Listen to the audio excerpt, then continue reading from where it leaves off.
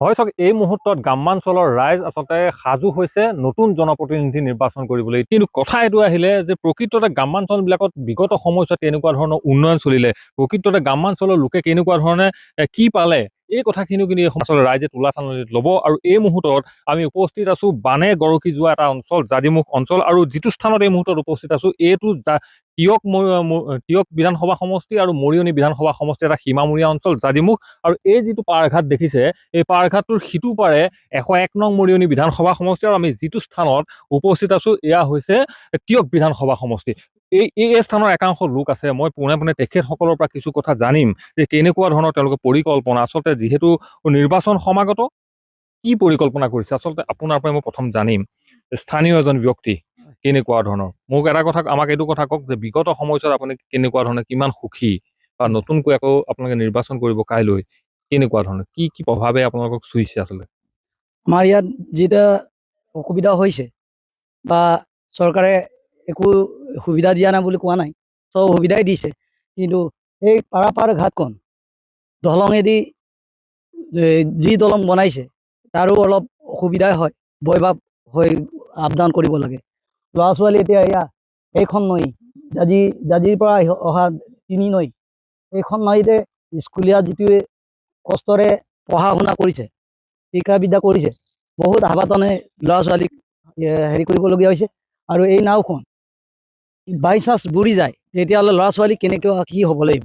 সেইটো কাৰণে আমাক এই যিটো নেকি জাজি নৈখন আৰু END মতাউৰিখন দলং নিৰ্মাণ কৰি দিব লাগে বুলি হিমন্ত বিশ্ব ছাৰক অনুৰোধ কৰিছোঁ। আপোনাক এই বিষয়বোৰ চৰকাৰক বা বিভাগক, যিসকল বিষয়া জনাই নে কেতিয়াবা, আপুনি জনাইছেন?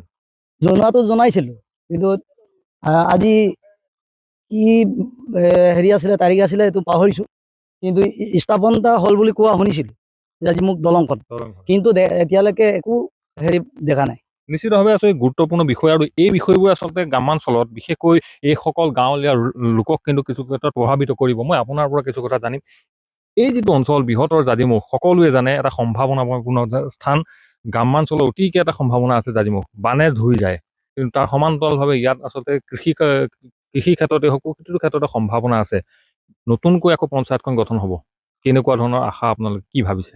হয়, আচলতে এটা কথা আমি আহ্বান জনাম, পৰৱৰ্তী সময়ত আচলতে কংগ্ৰেছ চৰকাৰ গ'ল, বিজেপি চৰকাৰ আহিলে, কিন্তু জাজিমুখক কোনো উন্নয়ন নহ'ল, বিশেষ একো উন্নয়ন নহ'ল। যিসমূহ মানে গতানুগতিকভাৱে চলি আছে, এটা পৰ্যায়ত আছে, সেইটোৱে চলি আছে। কেৱল ভোট বেংক হিচাপে জাজিমুখক ব্যৱহাৰ কৰি থকা দেখিবলৈ পোৱা গৈছে। কিয়নো তাৰ জ্বলন্ত উদাহৰণ এই এখন টুলুঙা নাও। এই টুলুঙা নাওখনে য'ত আচলতে বিজেপি চৰকাৰখনে এতিয়া কৈছে অৰুণোদয়, অন্ত্যোদয় বা অন্য ধৰণৰ যিসমূহ আঁচনি দিছে, সেই আঁচনিসমূহ আচলতে অৰুণোদয়তে চুইছে, পঞ্চায়ত নাই চোৱা বুলি মই নকওঁ। কিন্তু অৰুণোদয় পোৱাৰ পিছত যদি এজনী গৰ্ভৱতী মহিলাই এই নাওখনেদি পাৰ কৰি আনিবলগীয়া হয়, য'ত যাতায়াতৰ সুবিধা নাই, তাত উন্নয়ন হৈছে বুলি আমি ক'ব নোৱাৰোঁ এক কথাত।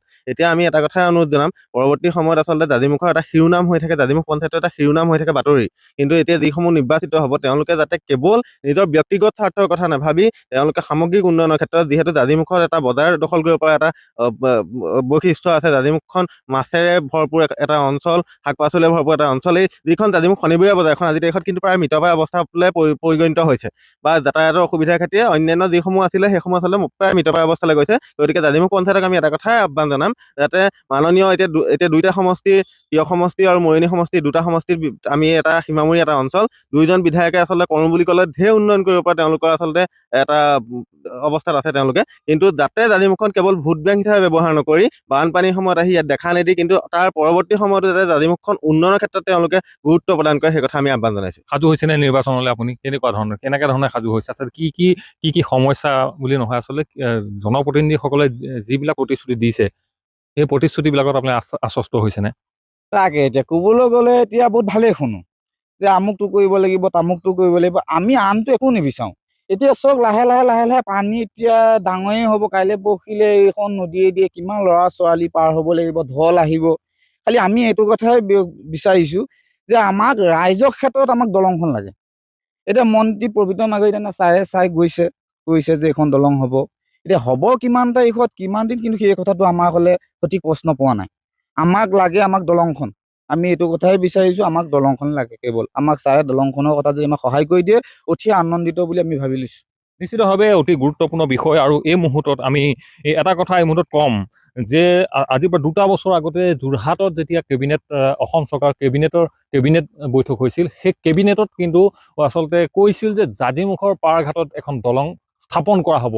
এই যিটো আচলতে প্ৰতিশ্ৰুতি, এই প্ৰতিশ্ৰুতি কিন্তু আজিৰ তাৰিখতো প্ৰতিশ্ৰুতি হ'ল। আজিৰ তাৰিখতো এনেধৰণে আচলতে ভয়াৱহ ৰূপে টুলুঙা নাৱৰে এইসকল আচলতে ৰাইজে পাৰাপাৰ হ'ব লগা হয়। কিন্তু এই যিবিলাক কথা, এই যিবিলাক প্ৰতিশ্ৰুতি, এই প্ৰতিশ্ৰুতিবিলাক বা এই আশ্বাসবিলাক কিন্তু অনাগত নিৰ্বাচনৰ এজন প্ৰতিনিধি নিৰ্বাচনত যে এইসকল ৰাইজে তোলা চালনীত এইসমূহ প্ৰতিশ্ৰুতি ৰাখিব, সেইটো কথা নিশ্চিত। কিন্তু এটা কথা ক'ব লাগিব যে অনাগত যি পঞ্চায়তৰ নিৰ্বাচন, যে চৰকাৰী পক্ষৰ বাবে যে শাসকীয় পক্ষৰ বাবে যে পথ সিমান মসৃণ নহয়, সেইটো কথা কিন্তু এই মুহূৰ্তত জাজিমুখত নিশ্চিত হৈ পৰিছে।